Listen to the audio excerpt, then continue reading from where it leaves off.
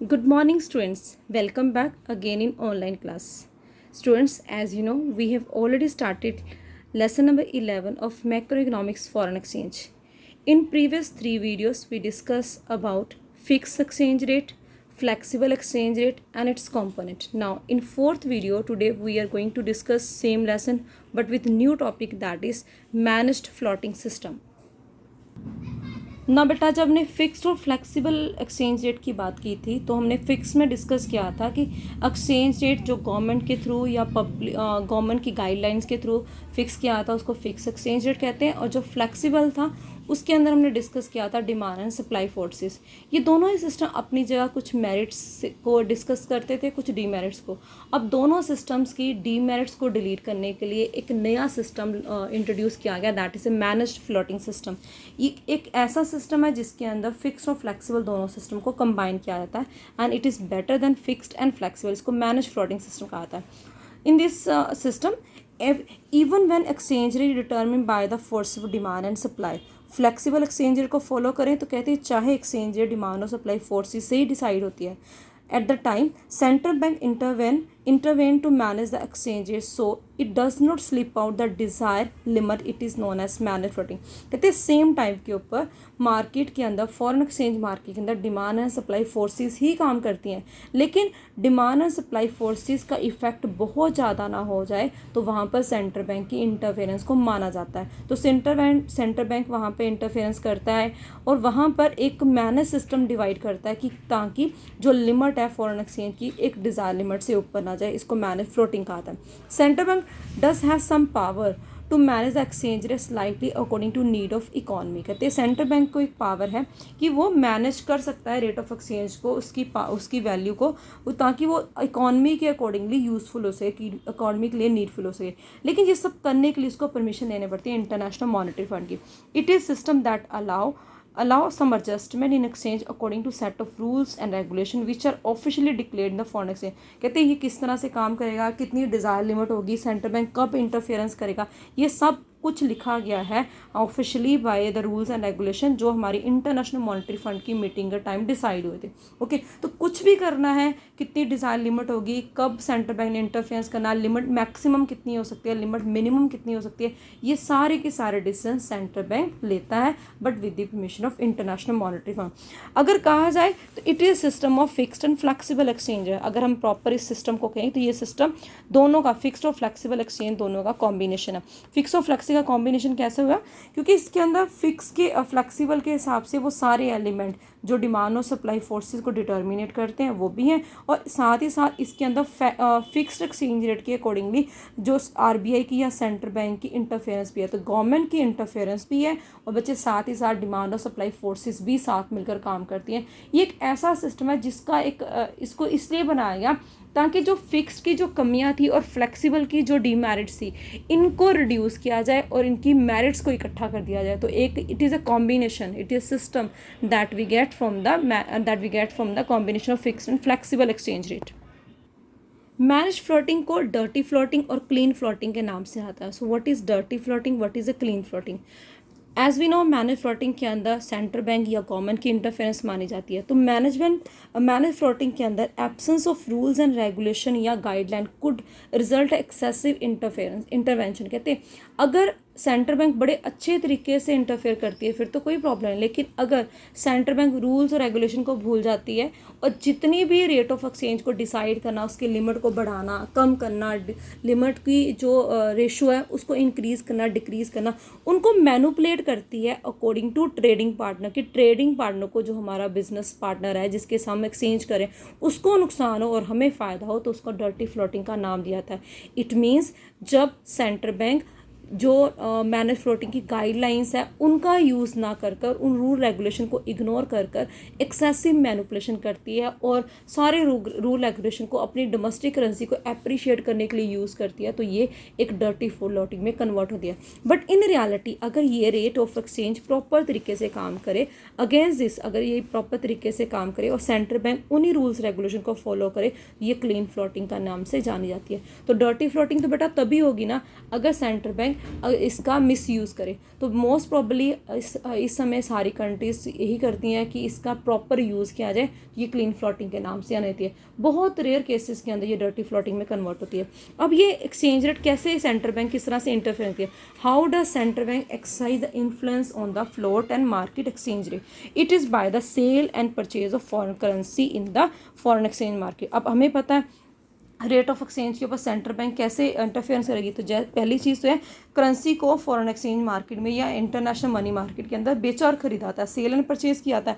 When rate of exchange need to be reduce, जब हमें लगता है कि हम rate of exchange for example US dollar का रेट ऑफ एक्सचेंज कम करना, तो वहाँ पर central bank release a supply US, तो वहाँ पर सेंट्रल बैंक जो सेंट्रल बैंक है वो यूएस डॉलर की सप्लाई को बढ़ाता है। अदर थिंग बीइंग कांस्टेंट रहती है, higher the supply would lower the price, supply बढ़ने से रेट ऑफ एक्सचेंज कम हो जाता है और अपनी डिज़ायर लिमिट पे आ जाता है और डोमेस्टिक करेंसी अप्रिशिएट हो जाती है। तो इस तरह से अगर हमने फॉरेन एक्सचेंज की फॉरेन करेंसी की that is a US dollar, India के कंपैरेटिव अगर डॉलर की जो पावर को रिड्यूस करना हो तो सेंट्रल बैंक उसकी सप्लाई को इंक्रीज़ करने के लिए कहता है। तो it is a method by which central bank that control the manage floating, और ये एक तरीका है जिससे मैनेज फ्लोटिंग को अप्लाई किया जाता है। On the other hand when exchange need to be raise, और उसी तरह से जैसे हमने पहले रिडक्शन की बात की, अगर हमने एक्सचेंज रेट को इंक्रीज़ करना हो तो central bank increase the demand for US dollar, central bank US dollar की डिमांड को इंक्रीज़ करता है फॉरेन एक्सचेंज मार्केट के अंदर। अदर थिंग्स बीइंग कांस्टेंट हैं, हायर डिमांड होने पर प्राइस राइज हो जाता है और डोमेस्टिक करेंसी डेप्रिशिएट होती है। एप्रिशिएट और डेप्रिशिएट का मीनिंग क्या है? एप्रिशिएट का मतलब है किसी करेंसी की वैल्यू बढ़ना, ओके किसी करेंसी को लोग पसंद करते हैं, उसकी डिमांड का बढ़ना, लोग उसको ज़्यादा खरीदना चाहते हैं। और डेप्रिशिएट का मतलब होता है किसी करेंसी की वैल्यू का कम होना, किसी करेंसी का की वैल्यू का by the demand forces reduce, उसको हम डेप्रिशिएट कहते हैं। ओके तो ये हमारे पास कंसेप्ट था जिसको हमने मैनेज फ्लोटिंग के अंदर डिस्कस किया। Next topic that is a foreign exchange market. Foreign exchange market क्या होती है? Foreign exchange market refer to market for the national currencies of different countries और वर्ल्ड। फॉरेन एक्सचेंज मार्केट एक ऐसा बाजार है जहाँ पर जितने भी नेशंस हैं उनकी करेंसी को हम खरीद और बेच सकते हैं, जो नेशनलाइज करेंसीज हैं। It is a centre of trade for different currency, आप इसको ट्रेड का सेंटर, देखो पैसा नहीं है तो ट्रेड नहीं हो सकता, तो ये ट्रेड का सेंटर है जिस जगह के ऊपर करेंसीज को बेचा और ख़रीदा जाता है, उसको फॉरेन एक्सचेंज मार्केट कहते हैं। फॉरेन एक्सचेंज मार्केट के फंक्शंस क्या है? फॉरेन एक्सचेंज मार्केट का पहला फंक्शन है ट्रांसफ़र फंक्शन।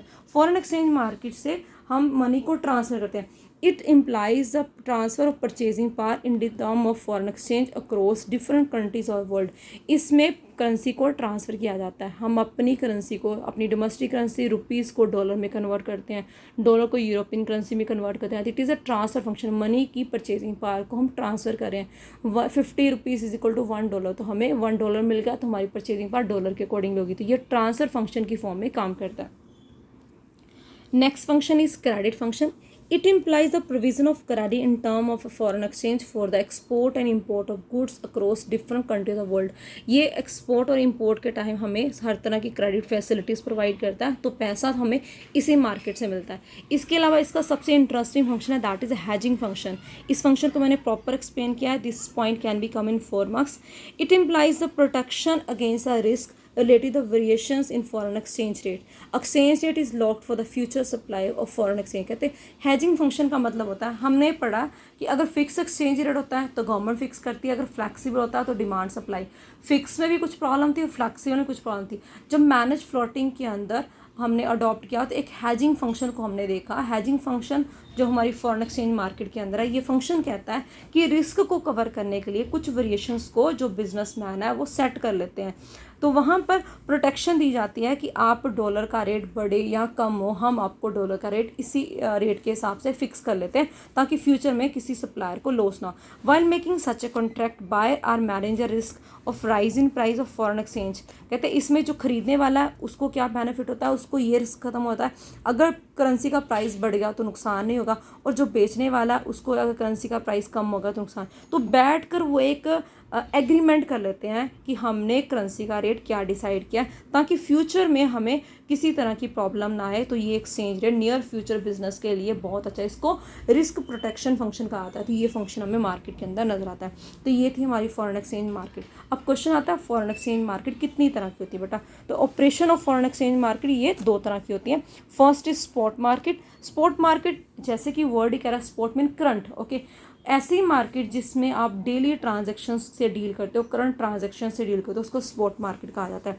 तो spot market for foreign exchange is that market which handle only spot transaction और करंट ट्रांजैक्शन। जैसे हम यहाँ से फॉरेन गए, हमने जो भी चीज़ें खरीदी ऑन दी स्पॉट, आपने वाटर बॉटल बाय की, आपने खाना खाया, कहीं शॉपिंग मॉल में शॉपिंग की, तो उस समय आप बार्गेनिंग नहीं करोगे, उस समय बैठ कर आप रेट को चेंज नहीं करवाओगे। तो जो रेट उस समय डिसाइड होता है, करंट रेट चल रहा होता है, उसी पे आप शॉपिंग करते हो, उसको करंट ट्रांजैक्शंस कहते हो। तो इस मार्केट के मेन फंक्शंस क्या होते हैं। Number 1, it in the terms of period of transaction spot market is in daily nature, it does not trade in the future delivery. ये डेली नेचर्स की होती हैं, इसके बिहाफ के ऊपर कोई भी फ्यूचर डिलीवरी नहीं होती। हमने मार्केट के अंदर एंट्री की, बीइंग ए विजिटर, हम किसी कंट्री में गए हैं या किसी मार्केट में गए हैं और हमने फॉरेन एक्सचेंज मार्केट के अंदर एंट्री करके हमने कुछ करेंसी, कुछ डीलिंग की, हमने कुछ पैसे एक्सचेंज किए, तो वो ऑन दी स्पॉट मार्केट के हिसाब से चलेंगे। इसमें किसी भी तरह का हमारा बैठ कर एग्रीमेंट नहीं है कि हमने फ्यूचर में क्या रेट देना, क्या रेट कम होगा तो क्या होगा, ऐसा कुछ नहीं है। डेली ट्रांजेक्शन्स को इसके अंदर लिया था, ये डेली नेचर की मानी जाती हैं। स्पॉट मार्केट के अंदर इसको स्पॉट रेट ऑफ एक्सचेंज भी कहा जाता है। इस मार्केट के अंदर टाइम पीरियड को मेन माना जाता है और इसमें किसी भी तरह का हैजिंग फंक्शन नहीं होता, इसमें किसी भी तरह का एग्रीमेंट नहीं होता रिगार्डिंग द रिस्क प्रोटेक्शन, तो इसके अंदर हम हैजिंग फंक्शन को नहीं मानते।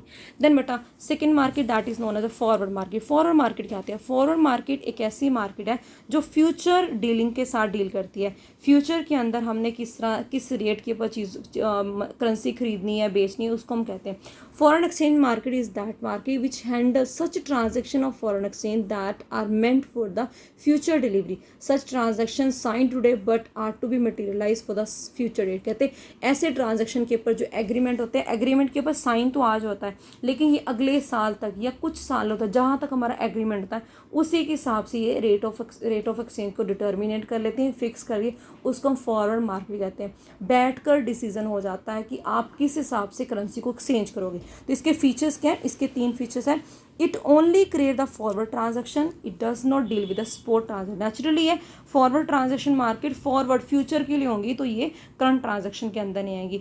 इसके अंदर हम एक्सचेंज रेट जितना भी लेते हैं वो फॉरवर्ड मटेरियल को बाय करने के लिए, और ये हैजिंग को भी अलाउ करती है, इसके अंदर इसको प्रोटेक्ट भी किया जाता है। तो बेटा ये हमारा लेसन था जो हमने डिस्कस किया in the form of 4 videos. तो लास्ट वीडियो के अंदर हमने अभी डिस्कस किया फॉरेन एक्सचेंज मार्केट का मीनिंग, इसके different types, features, manage floating और मैनेज फ्लोटिंग किस तरह से वर्क करती है। तो ये आपका टॉपिक है। इस टॉपिक के अंदर हमने सिर्फ थ्योरी पोर्शन करना है, डायग्रामेटिकली पोर्शन इस साल इस सेशन में डिलीट हो गया। This is for today.